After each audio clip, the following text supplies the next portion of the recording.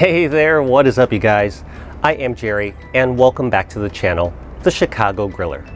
This is the show where I share my favorite tips, tricks, and recipes for the Weber Q. If you think that I can help you out, hit the like button and subscribe. Today's recipe is both heart healthy and packed with flavor. Now I know that those two terms don't normally end up in the same sentence together, but trust me, they do in this dish. And that dish is for grilled chicken gyros. Trust me, this will end up on your make again list. Hang around after the intro and I will show you how I grill these up.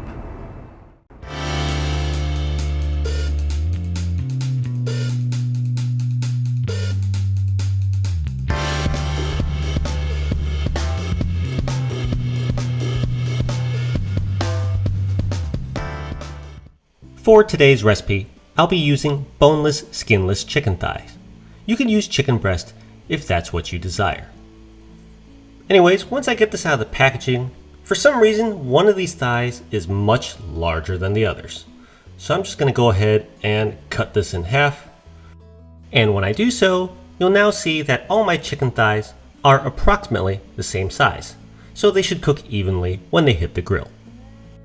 The first step in my prep is to drizzle some olive oil on my chicken, then spread that evenly with my hands. Next up come the seasonings for the day. First, a little bit of kosher salt. Follow that up with some freshly ground pepper to taste. And finally, some oregano to finish this off. I like to go a bit heavy with the oregano. That's all the seasonings, so take your clean hands and pat them all into the surface of your chicken. Then turn all your thighs over and repeat this entire process on the second side. Once that's complete, we're ready to head on out to our grill. Today I'll be grilling on my Weber Q1200. It has been preheating for the past 15 minutes or so, and the grates have been cleaned. First, turn your gas down to medium, and when ready, lay your chicken thighs directly on your grill grates. And as usual, terrific sizzle as soon as the chicken hits the grill. I don't think I'll ever get tired of that sound. Now, for lack of a better term for this, as you can see, sometimes when I lay out these chicken thighs on the grill, they have a bit of a tendency to unravel. But that's actually okay. I find that these thighs cook a little bit faster and a little bit more evenly when they're stretched out like this. Anyways, once it's all on board, shut the lid and cook for 5 minutes on that first side. After 5 minutes, open your lid once again and turn your chicken thighs over. You'll see that after 5 minutes, your chicken will begin to firm up nicely and also develop some terrific grill marks. If necessary, you could shift some of the thighs around on your grill. Sometimes these Weber Qs develop hot and cold spots. I know the upper right of my Q1200 runs a little bit cooler than the rest of the grill, but your experiences may vary. Anyways, once they've all been flipped, shut the lid and cook for 5 more minutes. Here we are 5 minutes later, 10 minutes of total cook time. These chicken thighs should be done and are ready to come on off the grill. To be safe, you can temperature check your chicken. Chicken is safe to eat when it's heated to 165 degrees Fahrenheit internal. That's 73.8 degrees Celsius. Now, I didn't measure this today for the video because, well, quite frankly, I cook chicken thighs so frequently, I know that 5 minutes per side comes out absolutely perfect every time. Anyways, with all the chicken off the grill, I'm going to scrape my grill grates clean because I want a clean surface for heating up my naan or my pita bread. Today, I've decided to use miniature naan by Stonefire, but use whatever's available to you. But I find these absolutely perfect for gyros. You only need to heat them for about 1 minute per side. See? And that's all it takes. Pull everything off the grill, and as our chicken continues to rest, let's first begin by making our homemade cucumber garlic sauce. You only need half of 1 cucumber for this homemade sauce, but you do need to peel it first. it doesn't have to be perfect. Once most of the skin has been removed, grab a knife and cut this cucumber in half lengthwise. Now for this next step, you're going to grab a spoon and scoop out the seeds. What you might not realize is cucumber actually has quite a bit of water in it, and most of it is located in the core with the seeds. Removing the core will ultimately help prevent our sauce from being overly thin and overly watery. It's also good at this point to grab a paper towel and pat that cavity you just hollowed out dry and free of any moisture as well. We are still not quite done with our cucumber. Our final step here is you need to grate your cucumber.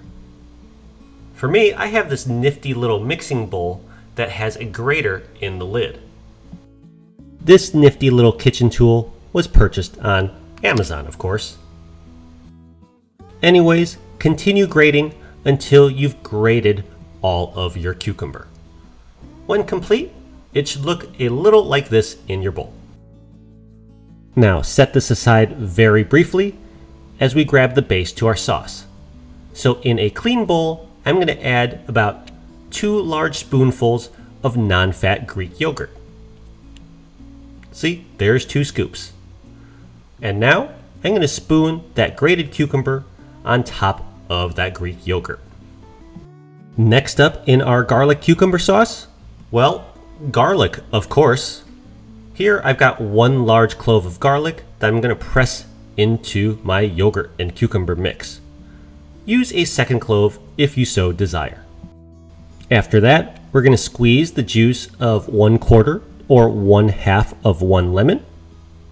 I'm just going to demonstrate this with 1/4 lemon, being sure to remove the seeds as well. And of course, as you'd expect, a little bit of salt and some pepper to taste. That's it, so grab a spoon or a fork or a whisk and mix this sauce together. So at this point, your chicken should have been resting for about 5 or 10 minutes, so it's time to cut it up into bite-sized pieces. And as I cut up this chicken, let me show you what it looks like on the inside. Check that out. That is what perfectly cooked and perfectly juicy chicken looks like. And all it takes is 5 minutes per side on the grill. Now, before assembling our gyros, squeeze some more fresh lemon over your cut pieces of chicken. Perfect. Let's assemble. So begin with one of your toasted pita breads, or in my case, miniature naans. Flick away or remove any burnt bits like I just did, and then grab a heaping spoonful of that garlic cucumber sauce that you just made. You'll then follow that up with some greens. I'm using arugula, but romaine lettuce works just as well. I just like the peppery texture and taste of arugula instead. Next up comes that juicy, delicious grilled chicken that you just cut into small pieces. Now to follow this up with some veggies. First, I'm going to add some diced tomatoes. My tomatoes are orange because I bought them from a farmer's market. And then follow that up with some sliced red onion. And now for the final touch, some crumbled feta cheese. And that is how you construct homemade grilled chicken gyros. These are way too tasty to have only one, so make a second sandwich for yourself or whip some up for your friends and family as well. Anyways, check it out. One final look at our final dish, grilled chicken gyros made on a Weber Q. These were an immediate hit in our household and landed on our make again list. But try it out for yourself and let me know how it turns out for you and if you agree with that assessment. Thank you very much as always for watching. Don't forget to like and subscribe, and I'll see you all again next time. Bye.